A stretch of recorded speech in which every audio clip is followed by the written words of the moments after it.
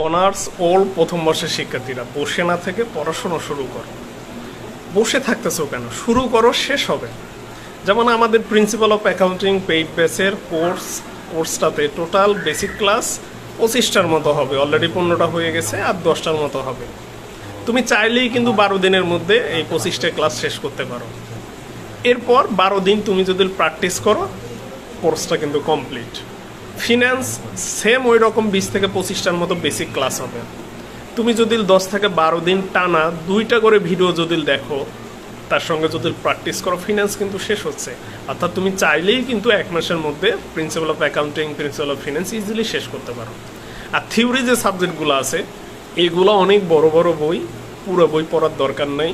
বিগত সালের কোশ্চেনগুলো থেকে যেহেতু সব কোশ্চেন আসে, স্বাভাবিকভাবে বিগত সালের কোশ্চেনগুলো পড়ো, বসে থাকিও না, বিগত সালের কোশ্চেনগুলো পড়ো। আর যেহেতু 4 ঘন্টার পরীক্ষা, লিখিত